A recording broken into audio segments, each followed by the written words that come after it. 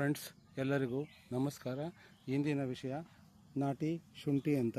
ಇದು ನೋಡಿ, ನಾಟಿ ಶುಂಠಿ ಕಳೆದ ಡಿಸೆಂಬರಲ್ಲಿ ಇದು ಒಣಗಿ ಹೋಗಿತ್ತು. ನಾವು ಹಸಿ ಶುಂಠಿಯನ್ನು ಹೊರಗಡೆ ತೆಗೆದಿರಲಿಲ್ಲ. ಈಗ ಮೇನಲ್ಲಿ ಈ ರೀತಿ ಒಡೆದು ಬಂದಿರುತ್ತದೆ.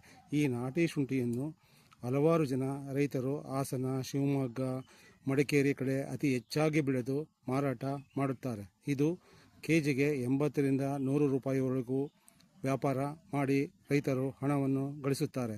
ಈ ಶುಂಠಿಯು ಹಲವಾರು ರೀತಿಯ ಔಷಧೀಯ ಗುಣಗಳನ್ನು ಹೊಂದಿದೆ. ಓಕೆ, ಈ ಶುಂಠಿಯನ್ನು ಹಾರ್ಟ್ ಅಟ್ಯಾಕ್ ಆದಾಗ ಒಂದು ಪೀಸು ಶುಂಠಿಯನ್ನು ಹಾಗೂ ಒಂದು ಹಸಿಮೆಣಸಿನಕಾಯಿಯನ್ನು ಬಾಯಿಯಲ್ಲಿ ಇಟ್ಟು ಚಪ್ಪರಿಸುತ್ತಾ ಹೋದರೆ ಜೀವ ಉಳಿಸುವ ಶಕ್ತಿ ಇದೆ ಎಂದು ಏಮ್ಸ್ ಆಸ್ಪತ್ರೆಯ ಡಾಕ್ಟರ್ಗಳು ಹೇಳಿರುತ್ತಾರೆ. ಅಲ್ಲದೆ ಈ ಶುಂಠಿಯು ಬಹಳಷ್ಟು ಉಪಯುಕ್ತವಾಗಿದೆ.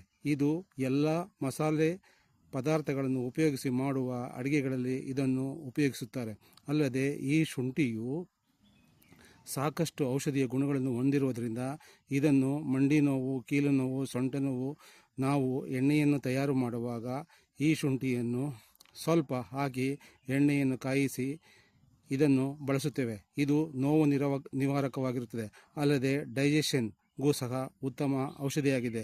ಉತ್ತರ ಭಾರತದಲ್ಲಿ ಬಡಿಯ ಚಾಯ್ ಅಂತ ಮಾಡುತ್ತಾರೆ, ಅದರಲ್ಲಿ ಈ ಶುಂಠಿಯನ್ನು ಉಪಯೋಗಿಸುತ್ತಾರೆ.